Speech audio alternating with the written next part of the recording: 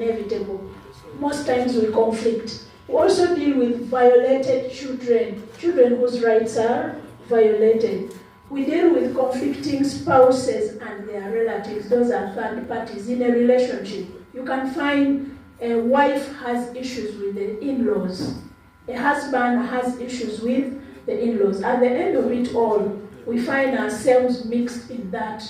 So we find issues in balancing what the community expects, what the complaining person expects, what the law says, what is right and lawful. It's a bit of a dilemma for us. Yeah, And many times we look forward to making sure that we render the service the way it's supposed to be. But the most important dilemma we find ourselves in, he has explained, she has explained, he has also explained. The biggest dilemma we find ourselves that finally takes a toll in our brains is balancing between career as a police officer, your personal life as a wife, a husband, a parent, and then finally societal expectations. So it's a very big issue. I am a wife here. The next morning I am called. In the night I have to jump out. The next minute I am very tough in uniform. The same neighbor who sees me smiling, greeting, is the same neighbor who is watching me on TV doing some weird thing. And then when you come back, their attitude has changed towards you. Even your children, it has a spillover effect even on your children when they see you arrive. Isn't that your mother we saw on TV?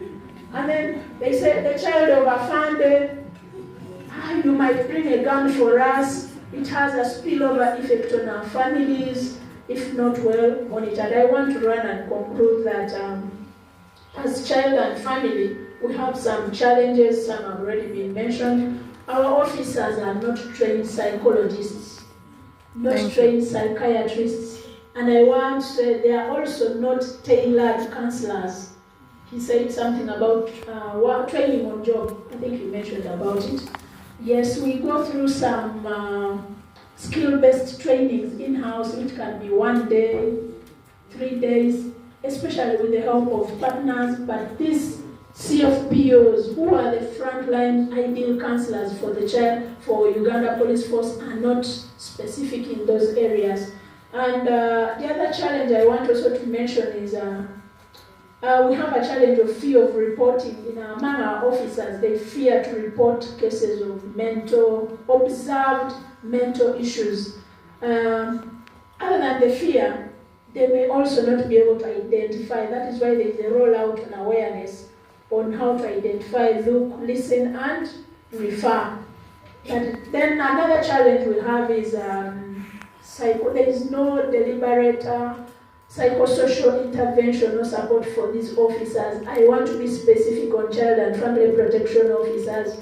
We deal with these cases every day. You're hearing these narratives from conflicting people, but there is no deliberate intervention to help these child and family protection officers. And finally, me and the team get the effects.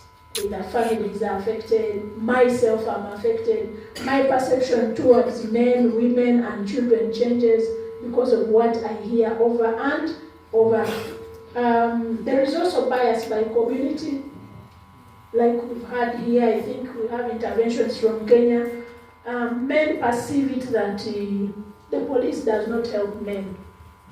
It's a perception, and it keeps ringing over and over, and perception can come to reality. Before you know, men are being defensive every time they want to defend themselves because they perceive that the police that is meant to protect everyone is biased and is not doing it. But we are trying to rewrite that narrative.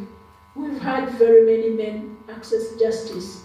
We've had very many children access justice. We've had very many women access justice. How do we do this? In our good times, we do spiritual nourishments. I like what Dr. Sekaja somehow mentioned in his presentation yesterday. The spiritual nourishment helps us to give us hope. It doesn't leave you hopeless. We do this through prayer days in Uganda Police Force. Someone is telling me 0 minutes left. Sure. Allow me have 30 seconds. No, 15. Sorry, 15 seconds, yes. We do sports activities within ourselves and with the communities around us in the different units, district levels, regionals, and headquarters. We do those sports activities and games. It helps us refresh ourselves and reunite, bring the humanity in us.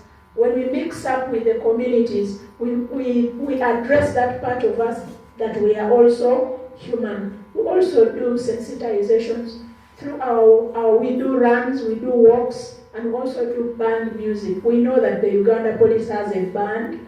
This band is intended